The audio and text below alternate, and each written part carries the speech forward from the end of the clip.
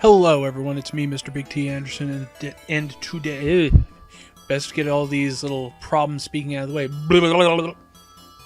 Anyway, what we have today is Selfish Sacrifice. It is a Naruto fandom fanfic. Kakashi is the main character, and the author is LolaStolaColaOla. Making me work to pronounce that one, but that's okay. So, if you enjoy the story, you know what to do. Hit the link below, give the author some love. I'm just the schmucky duck reading it. So, here we go. Selfish Sacrifice. All his life, Kakashi had always been the one on the front lines. During his very short years spent in the academy, his even shorter days as a Chunin, even when he'd first been promoted to Jonin on Team Minato, on the front lines was where he'd always been. That had all been not too long ago, yet to him it felt as if it had been a century. It was odd. However, nothing could ever be stranger than what he felt every passing day now. A feeling of discomfort. His previous days of living the life of an elite ninja commanded to carry out orders was familiar territory, and it put him at ease. But now, with being the 6th Hokage, Kakashi was sure no amount of time would ever get him accustomed to this new life of his. It was the most important occupation any shinobi could ever dream of filling, yes, but Kakashi found being on the battlefield, fighting for the security of himself and those precious to him, all while occasionally being pushed to the brink of death, more appealing than, well, this. Sitting in a cushioned leather chair, especially for him, peering out frequently at the spring skies and twinkling stars as tedious hours on end of work passed him by. It just wasn't him. By the 4th month of this new job of his, Kakashi was seriously considering swearing Naruto in early. Very early. He wondered how much longer it would be, how many more sent and received emails, important business meetings, and signed off mission reports it would take before he officially went mad. What was it that his current life lacked? Was it truly the fast-paced action of constantly being on his feet? Was it the constant flirtatious dance with something so dangerously beautiful as deathly risk?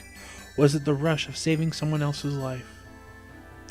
He honestly couldn't say, but still he couldn't stop himself from wondering. Ah, you're in quite early, aren't you, Kakashi-sama? 2 steel eyes lazily glanced up from the report he was busy observing. Suppressing a yawn, he took in the sandaled feet and sleek black cloth that clung loosely to the person's approaching legs. He sighed when he saw the, no doubt, most expensive sake the village had to offer, along with the tiny drinking cups that were placed on a tray, held by careful, slender hands. He didn't have to turn to the large window behind him to know the sun had barely even begun its rise yet. Wanted to get an early start. It'd be nice to get out of here a bit quicker today if it can be helped. He gave the report in his hands another once over. And I thought I mentioned to drop the whole Sama thing, Shizune. It's really over the top. Kakashi muttered, not looking up again from his task. Oh? Why in such a hurry today? If I may ask, Kakashi-sama, got some plans for the night? His assistant ignored the request that had only been uttered well over 100 times since he'd taken office. The soft noise of a tray being set on his desk came next. He nearly rolled his eyes. I won't be needing that, you know. He ignored his assistant's question in return. It seemed to be a thing they had going on between them ever since he'd first become Hokage. A little game of questions asked and no answers given. There was so much Shizune, as his apprentice, was already required to know for his own well-being, and he being a naturally secretive man, there were some things that Hatake still wished to keep to himself, even if really there was nothing much to hide. When a small laughter met his ears, he looked up to see the black-haired woman with a raised eyebrow. She nodded towards the rice wine bottle. I hate to break it to you, but you might find yourself reconsidering later with the workload you've got today. Words just got to us that a neighboring town has recently been attacked by some gangly outsiders. Some of them are said to be rogue ninjas from the Hidden Mist. When Kakashi simply stared back at her in response, Shizune winked. Oh, don't forget, I was once responsible for keeping the legendary sucker somewhat under control. I think I can manage making sure you don't get out of hand.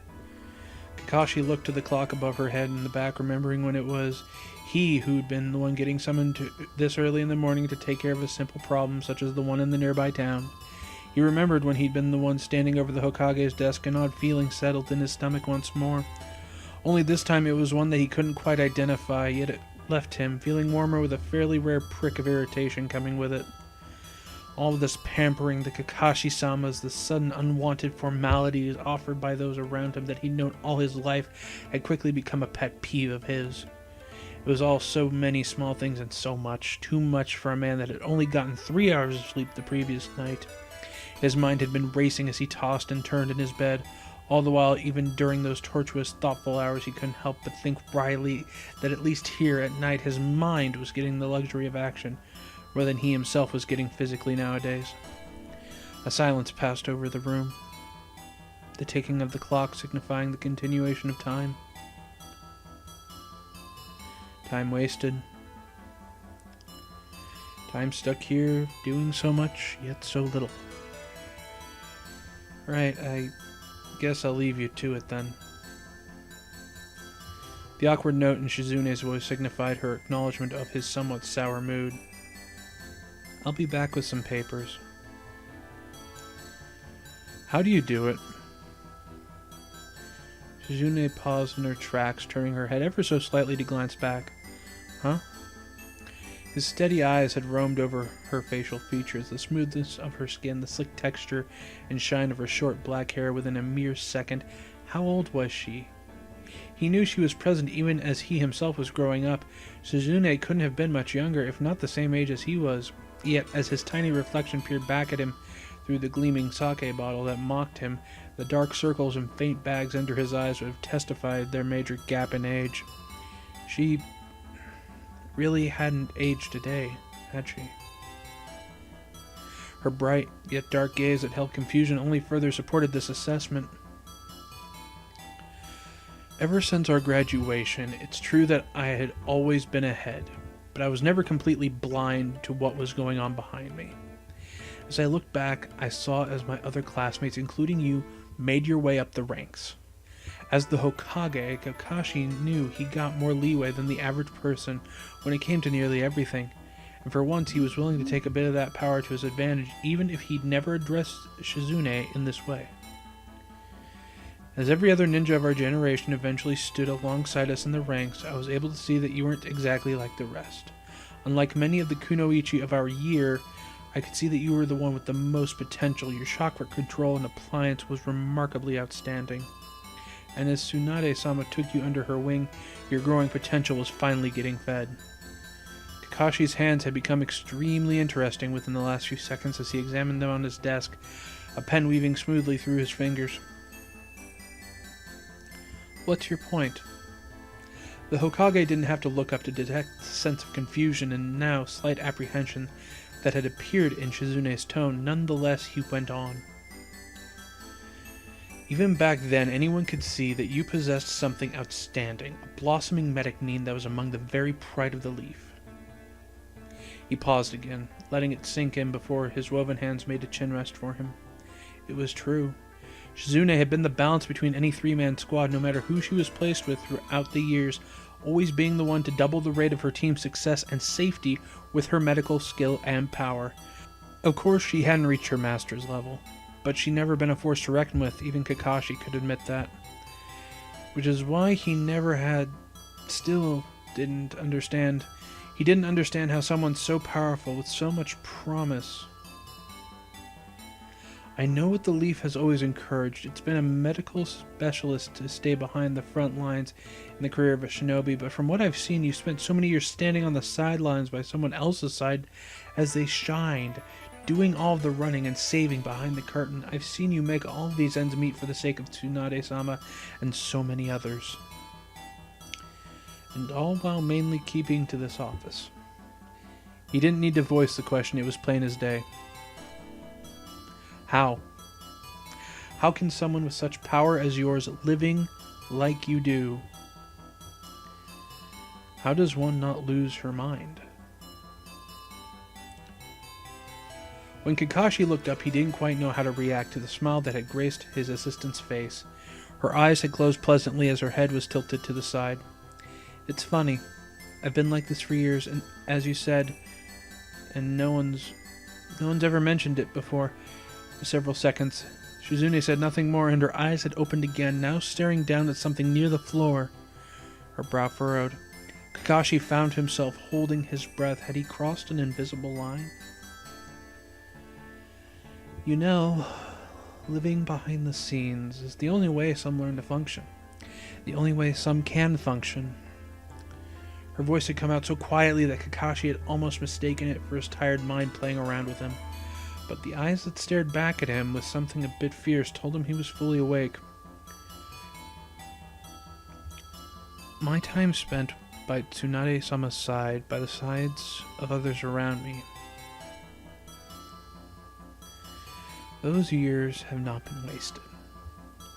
The path I've chosen is not regretted, not in the slightest. There was silence that passed once more, and when Kakashi saw another small smile suddenly on the edge of her lips, he knew he hadn't truly offended her. He was relieved, yet apprehensive of the next words by the sudden look in her eyes. For instance, Kakashi, everyone alive knows you have an extremely intellectual mind, don't you? I'd like to think it takes brains to be a prodigy after all. A giggle followed, and the Hokage found himself relaxing instantly at the lesson formality.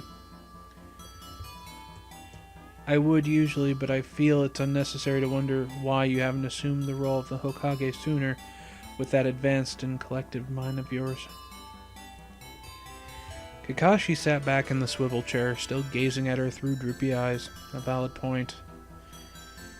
It seems to me that we're one and the same, she sighed quietly. You're not the only one who's wondered about me. I'm the only person who's done the same. But I've come to realize something that I'll never forget. As shinobi, we all have potential with an array of varying skills. We're always going to have that one fork in the road that tells us where we can put our talents. And I suppose it's up to us to decide just where we're going to put that talent, and then after that. She looked up at the ceiling for a moment, her shoulders coming up in a small shrug. It's done. But of course, there's times when life asks us to take our talents and start walking on the side of the fork that we didn't choose. That's life asking us to sacrifice and live with it. Of course. Shizune suddenly had a determined look. That's when it's up to us to decide if we're going to either accept life's sacrificing request or be a bit selfish. Shizune leaned forward a bit so they were more eye level before she spoke again very quietly. When it comes to me, something I wonder, which side of the fork I walk on. Part of me says I'm selfish for choosing to stay where I prefer as a shinobi, in this office as the Hokage's assistant. Now don't get me wrong, even in my selfishness there's still a ton of sacrificing on my part, and it requires strength. Trust me. She said with a laugh that held the memories of stress and pains of the past, and Kakashi understood her. Soon, her expression had grown solemn once again. But you know something? It takes an even stronger shinobi to do the opposite. Kakashi didn't look away, his mind holding a little confusion. The opposite? Shizune only nodded. So that's why I want to thank you, Kakashi. Thank you for walking on the other side of your fork in the road. Thank you for your sacrifice. Next thing he knew, she was smiling warmly at him, her face shining with nothing but true admiration and respect. She put a thumbs up. So, until Naruto is ready to assume the position, let's do this and make sure you make it out of here alive, okay? She turned her back on him and was out the door before he could even answer. Only the sound of her faint humming down the hall remained. She'd missed the sight of his slightly widened eyes, and she'd missed the small, reluctant smile that formed under the signature mask. If Shizune was planning to keep being a bit selfish, Kakashi had a feeling that perhaps the remainder of his sacrifice would be just a little less unbearable. Alright, everyone, that was Selfish Sacrifice. You know, I bungled a few times on the lines, but it was a nice story, and it kind of shows the stress of having that and the sacrifices of picking a path in your life. And I mean, it was well done. That's why I'm reading it. I wouldn't pick a story I didn't like and I didn't think was good. So here's what I want you to do, as I'm about to go. I can't speak English much anymore after this. The link's down below. This was done by LolaStolaColaOla. Give the author some good vibes. Tell them what you think. Tell them you enjoyed it. And you know what? I hope you guys, girls, dudes and dudettes, peeps and populace, have a good day. Ta-ta for now.